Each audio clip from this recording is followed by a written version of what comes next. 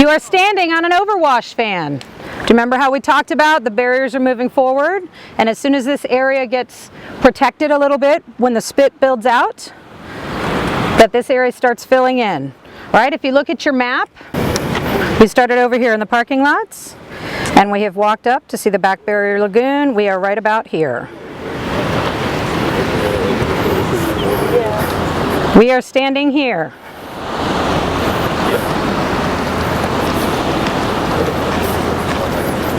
See? Everybody with me? We're standing right here. Just before Hooker's Point is what that's called. Yeah, we're right there. Okay. So we have walked out onto the spit. So if this is the spit based on that map, which way is longshore current? Wouldn't it be, hold on, be that way. Is it going from that to here or from this to here? Is it going this way? If we're here on the map, we are facing the beach. We are facing west. Sorry, north. You had a 50-50 shot. Ain't it going that way? Right? If the spit is building out this way, then the longshore current must be coming at an angle. Oh, so it's going that way. Right? So that the longshore drift is heading that way, right? So this is where our sediment is moving from here to here.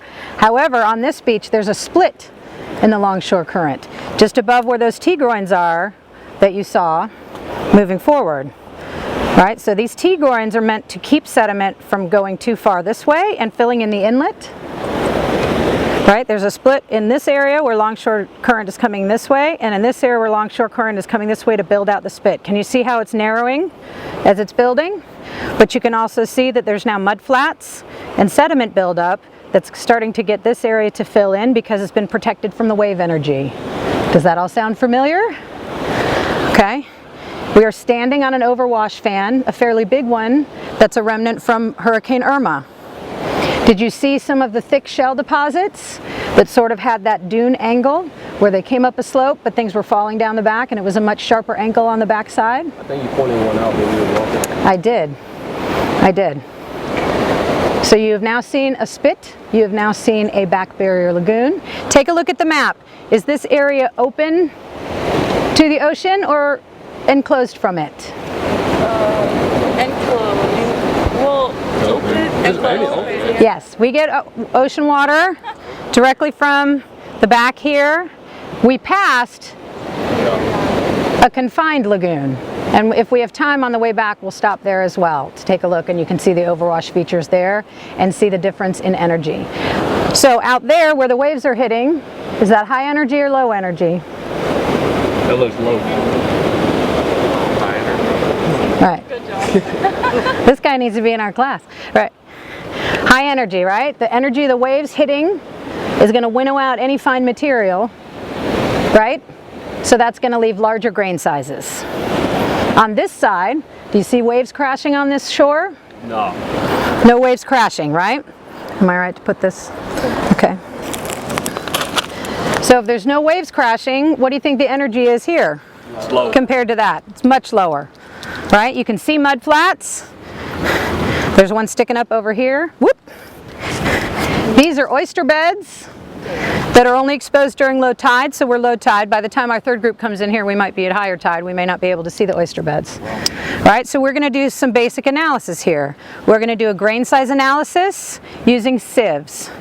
So the way the sieves work is they're basically stacked columns with screens.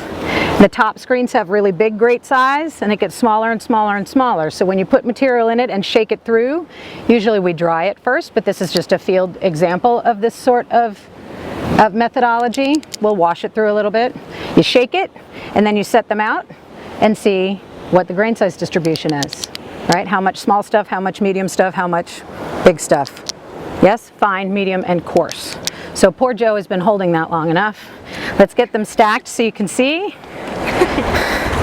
Okay, so these are our fine. I don't think we need both of these. I think we'll use just that one. For only the muds, right? Only the silts and clays can get through this. Can you see? All right. And then we have one that only sands can get through, and one that'll hold back gravel, basically. Does that make sense? Okay, go ahead and drop it in. Joe? You got it. Just drop Yeah. it. Okay. It's sand, it won't hurt you. Yeah, I know. It's just sand. Drop it in. That might be a little more than we need, so let's take a little bit out of there. Okay, you're Is good? that good? Yep, you're good. Absolutely. Put the lid on. All right, Landon. Keep it upright, shake it.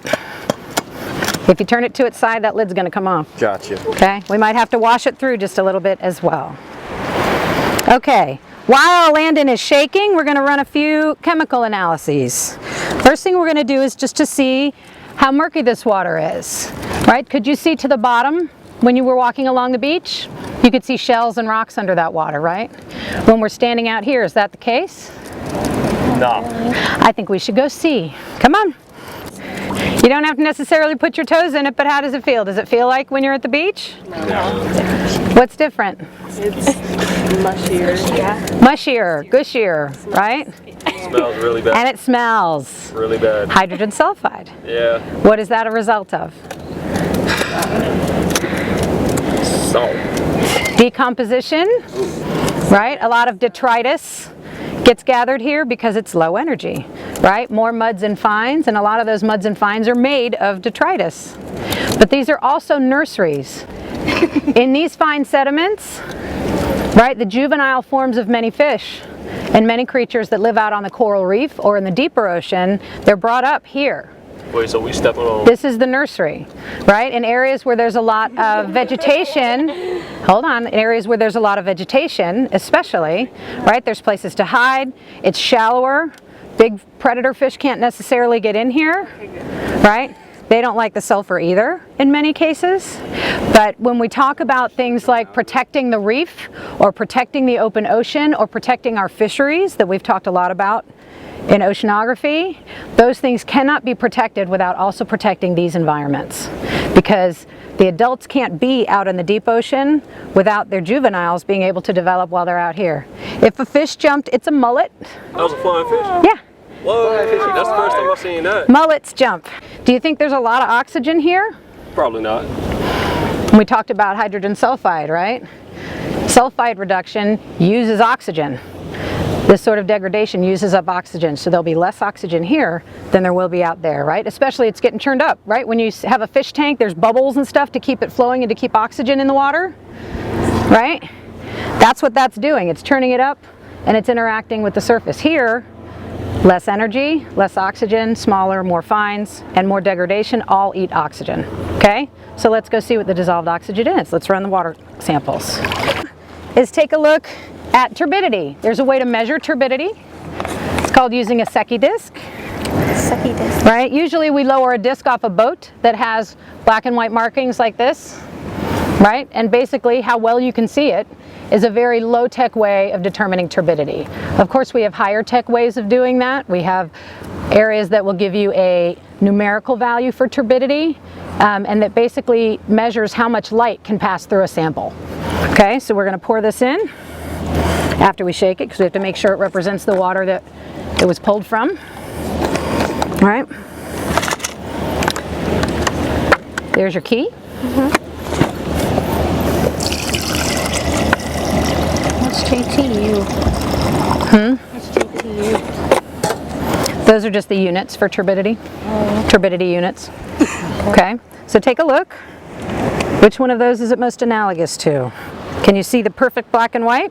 Does it look a little bit dulled, or does it look really gray? In the middle. In the middle? I would agree with that.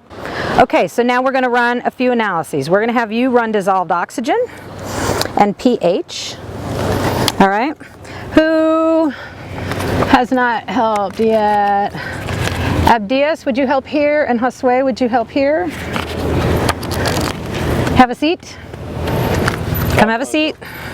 It's sand. It won't hurt you, I promise. Okay? So you're going to find the directions for your analysis. You're going to run dissolved oxygen and pH. Let's find your... You do not want to run fecal coliform. That's no fun. Okay, there's your dissolved oxygen. The tiny bottle is what you need for dissolved oxygen. And there are tablets here. Okay? So you take water out of there. You just take the bottle and dip it and fill it. Okay? And follow the directions, and you're going to need to time it. So just read the directions, run that through. You too. are going to run phosphate and nitrate. You need the longer tubes for that. Run through, let me find you your nitrate and phosphate directions. There's nitrate, and phosphate is right after it. Oh, pH is right after it. Probably phosphate's there. Okay? You have packets there, so you use these bigger vials and just follow your directions. Okay? Make sure you mark your time when it's time. So you just pour from there into there, and if you need more, you go to the other bottle. All right?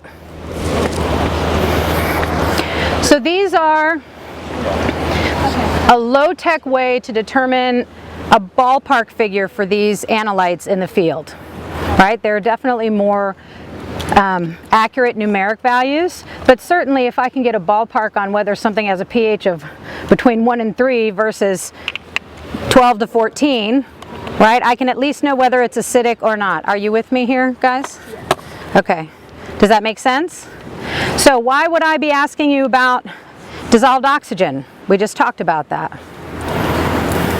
right? Whether it's a reducing environment or an oxidizing environment definitely tells you about whether or not it has a lot of flushing, whether it has good flow, and whether it has a lot of things being degraded, right? Decomposition.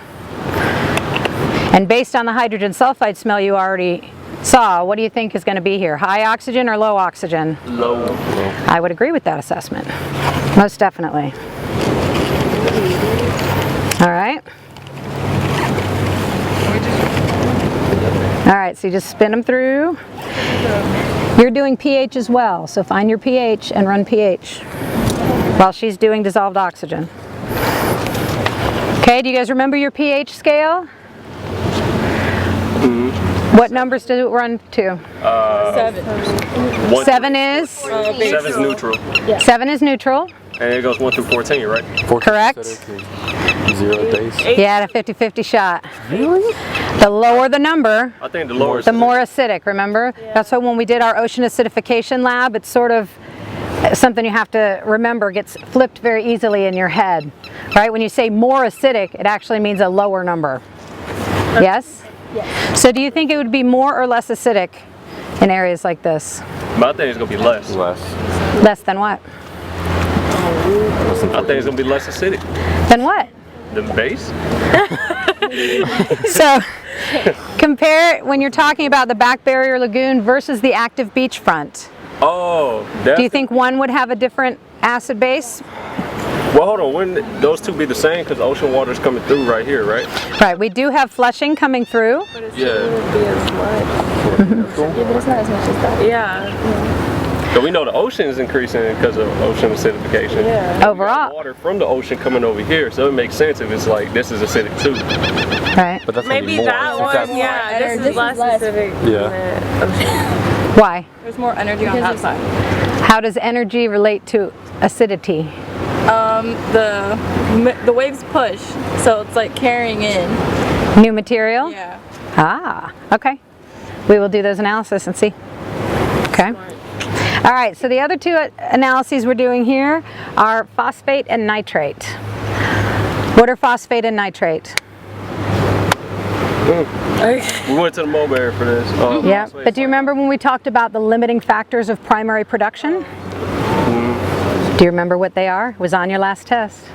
Limiting factors was, I'm trying to remember, like, it's in here somewhere.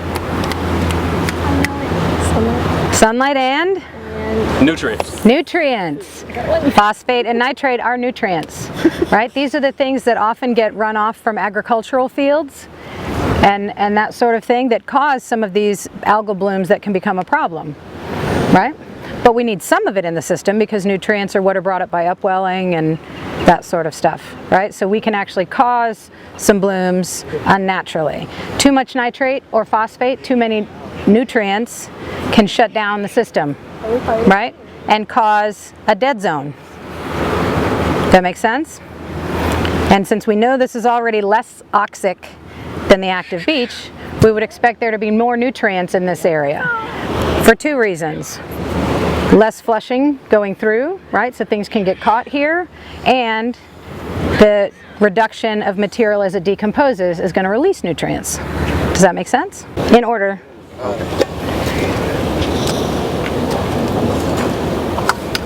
All right.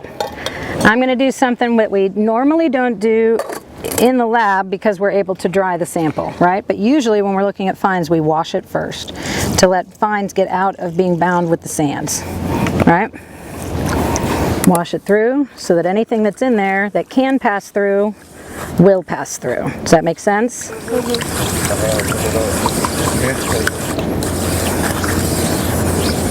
All right. There we go. All right, we're going to pour off the excess liquid so you can see what the relative proportion of actual sediment. Can you see that there's a good amount of mud in there? Yeah. If I try to pour that off, it'll just stay. Okay? All right. So that's bigger stuff, medium stuff, smaller stuff, itty bitty stuff. All right? But I think, had we washed both of these, what do you think? Do you think some more mud might have washed out of these? Yeah. Yes? Okay, so if you'd stand back real quick, everybody come behind me. All right. Where this is grain size, and this is percent of the sample, right? Relative percent. So out of 100% of that sample, assuming that some of the fines out of the two might actually belong in the smaller sieves, because we didn't wash it all. Everybody with me? What do you think the relative proportion of big stuff to small stuff is?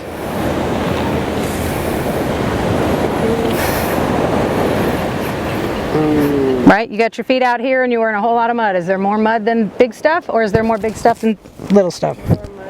More mud? So what do you think? Maybe 20 or 30 in that top 1% versus the total, assuming that some of that should have washed through? Yes? That seems fair. Okay. So if this is our grain size, this being the muds, right? Small stuff. This being something like gravel. And this being 0%. And this being 100%. With me? Okay. So, what do you think? Like half of it is fine stuff? In the bottom 3? No, that right there is fine. Right. Well, these are actually small grain size versus big grain size here. So that's only silts and mud. You're right. So when we're talking about superfines, so what do you think? Tell me the proportions you believe. Should we wash it again to help you? If you wash it through, there won't be that much in that big, yeah. Let's wash it and see what you think. Looks like it was pretty muddy to just be shaken through. Look at that. Oh, wow. So a lot of this speaks to proper procedure. Remember how you're always hearing me talk about proper procedure when you're in the field or when you're in the lab? See how we were making assumptions? And it had to do with the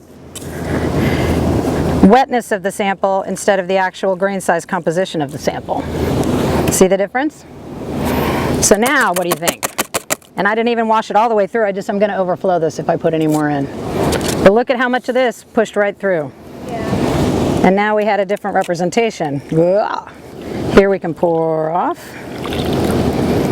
Okay, so this is really fine sand, right? Smallest sand possible. These are our fines. This would be medium sand and larger, and this would be things like gravel. Right, and how much of this do you think is really gravel if we had truly washed it through? Probably like 10%. If any, right? You agree? Okay, so let's try that again. What has the most in it? The third one. This guy? Yeah.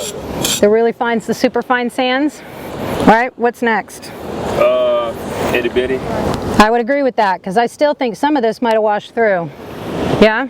So tiny bits on these guys, a whole lot there, and more there. So throw out a relative proportion to add up to 100 for me. Would you think it's at least half, if not more, of this stuff? Yes? Okay, so what? You can go like 40 with those two. And then like... So 20 of each of those? Yeah. All right. So there's our percentage, right? So 20 would be here. Those are the high grain sizes. Would you agree? Mm-hmm. Okay, so we've got about 20 and about 20. Yep, well they should be closer. All right, higher grain size and then 20 there. All right, and how much then this guy? That one's gonna be a majority of it. 50 or 60? Yes. And this guy would be, well, you're up to 70. So 30? Do you agree with that? Yes? Okay, so our distribution curve looks like this. Make sense? All right. With Professor Whitcomb, you're going to do it on the beach face. So remember the shape here so that you can make a comparison. Look. What do you think it most resembles? That looks like a 4.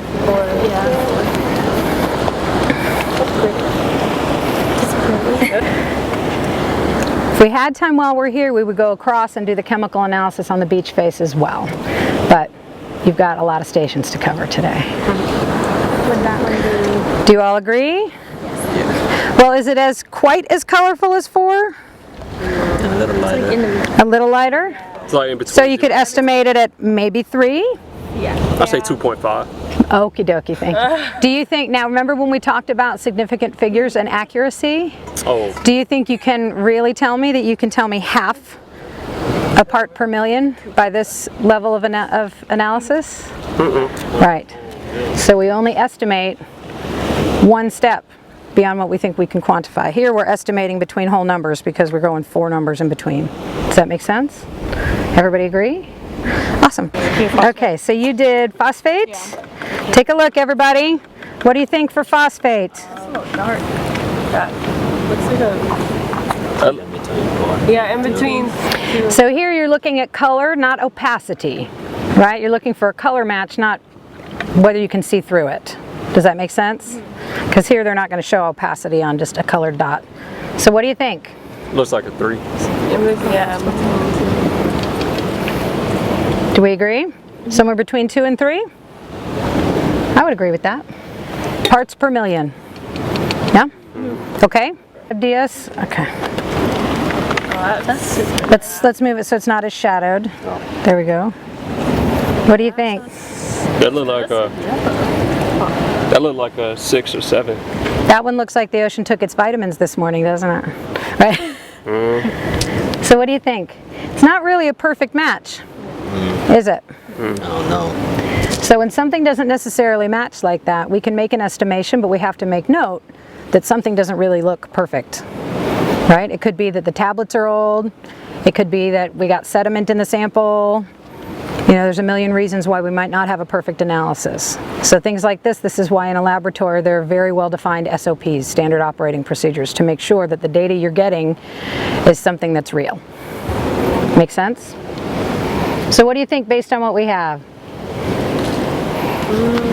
It's probably nowhere near dark enough to be at 40, right? So though the hue might be a little off. It might be between 5 and 20. I would agree with that. Does that make sense? Okay. Abdias, what say you? 1. It's on the back. So for pH, Ooh, that's acidic. No. nope. That's more.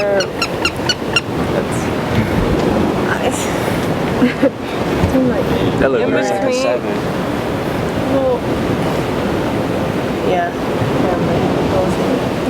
Yeah, you can get close so you can look at it with the white behind, you know. Would you? I would agree with that. But like, there's no. Right? It's a bit of a yellowish light green. Right? So it's just a little bit basic. Is that right? You guys are killing me. Smaller numbers mean what? More acidic. Yes! Yeah. Right? It's a little bit, just a tiny bit acidic. Right? Normal ocean water is about an 8. Right? Before our acidification concerns come into play, remember? So we said when it's getting more acidic, right, it's just less basic. But here, we've actually crossed over to be actively acidic. Your legs will dissolve in about 20 minutes. Just kidding. Right? It's not acidic enough to cause a problem for your skin. Even Right? But in areas like this that are enclosed in lakes, have you heard of people, oh, we came out and everybody was itching. There must be something horrible in the water. Well, if it got just a little more acidic, it's going to make your skin itch. Right? Active coliforms can also do that.